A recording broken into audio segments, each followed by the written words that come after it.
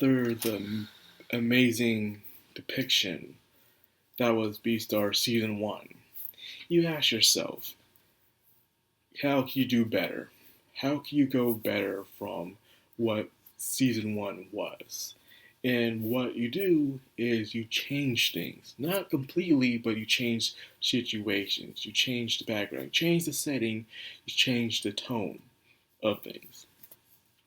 From Season 1, you had, like she either at school, editing start with a murder, and then which caused the school to be in an uproar, which caused Legoshi being involved and other characters as well, being Haru, Louis, and even the Shishigumi.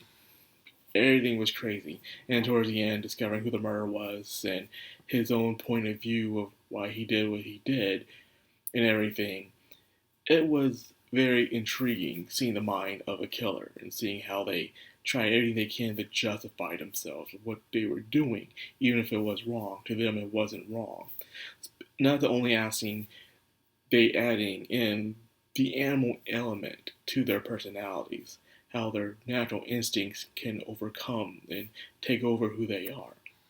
Now, this next the final season, which technically is season 3, well, season 2, I guess. It is hard. Some people call part 2 of season 1 season 2, but it's just part 2 of season 1. So I'm getting just technically the final season is season 2. They call it final season. But anyways, this one is different. Now we hit Legoshi more, because we knew Legoshi's characteristics, but we didn't know him personally. We didn't know his background. We didn't know how he grew up and why he has the mindset that he does and everything. Our characters are now above normal high school. And I gotta say, thank God, because I was always get tired of the high school thing. The only thing that made it interesting is because it was high school, but it was more in a zoo aesthetic in a way, kind of like My Gym Partner is a Monkey. In a way, you had the kids going to school, but you also had them acting like actual animals, not like in Author where they're animals, but they still all act like humans. None of them have an actual animal instinct, but in this one, you do have it, which makes it way more interesting. No disrespect to Author, I loved that show growing up. Now, but this time they're out. Legoshi is no longer in school; he dropped out. Haru and Louis are both in college. And these three paths will come together once again for a very interesting thing that's happening.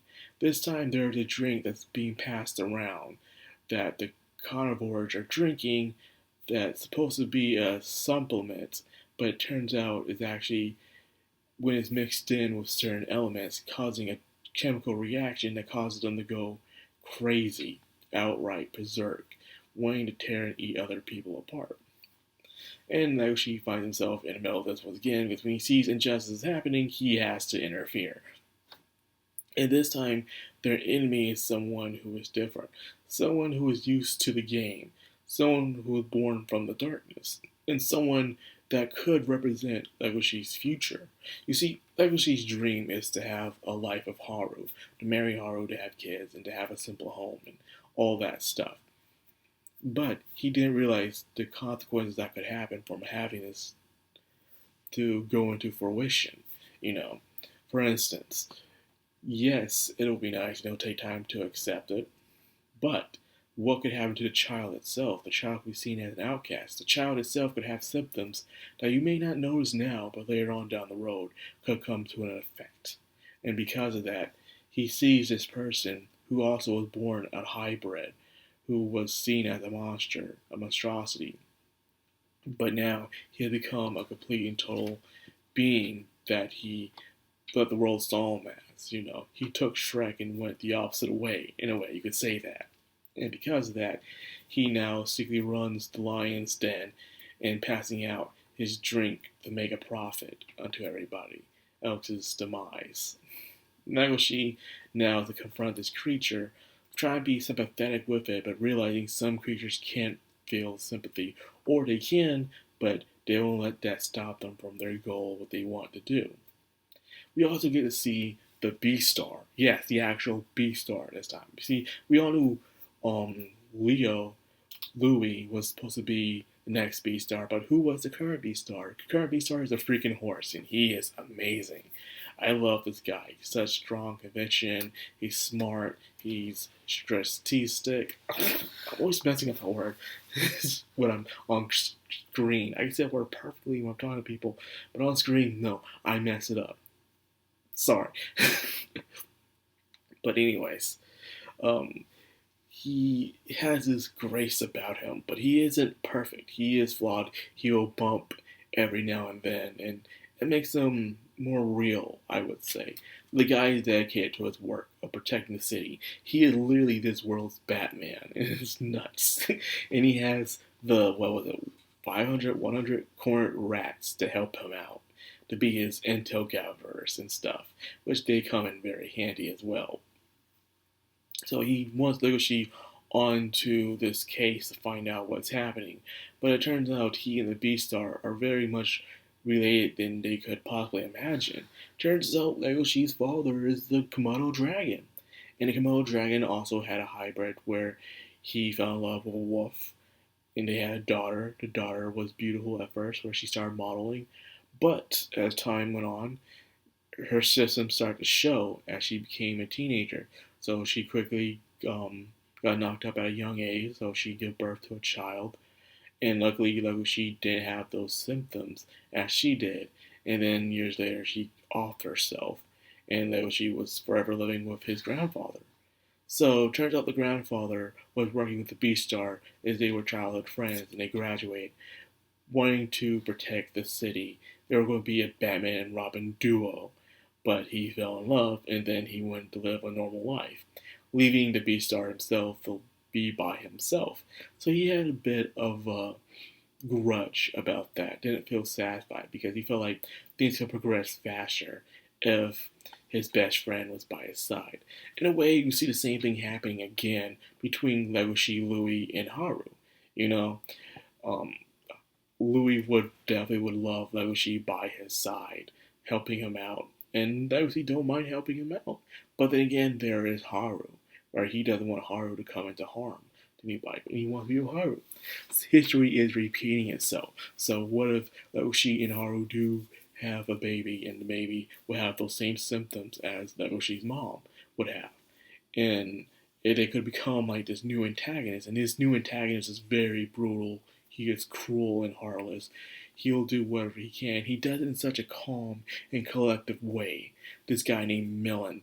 Millen is a dude who looks like a hoverboard, but he can become a carnivore if he wants to be. And he is extremely dangerous. The way you talk to him, you'll keep your guard down because he seems like a very harmless creature until you let that guard down. And then he show you who he truly is, and he takes it out of you. The dude is just nuts. But with that being said, it makes a very interesting dynamic between Legoshi and Millen. You know, the future that Legoshi could be making if he doesn't do things right. And the first part of the season finale of the first part ends very crazy, very cliffhanger-like, and it was nuts, man. Things were just building up, and you knew what was happening. The Shishigumi are complete shambles because not only they lost their first leader, then they lost Louis, and now they have this new guy, and things are prosperous, but the pride of the line is pretty much dead now, and they're trying to keep what's left of their pride alive no matter what happens. So, and that sucks for them because they're actually quite nice guys, you know. Yes, they're mean and tough and can be scary, but I did like the Lions Den, man. They were a nice group, and I like a lot of the characters, even the ones that come off as jerks in a way, have their reasons of doing what they do, and it's a matter of perspective of how they do things, you know. Like when everyone thought the Beastar was dead, all the carnivores in the black market were celebrating and passing out meats and stuff because he was making it hard for them to make business and stuff. So there's all kinds of perspectives that's going on here, and I cannot wait for the final part of this final season. It has been very enjoyable, and I also can't wait for their next work. It has something to do with Santa Claus, by the way. So that being said, I'll end the video here, and I hope you guys enjoyed it. If you did, like, comment, subscribe, and of course, hit that bell icon. This has been Madcrownxox, all anime. Signing out.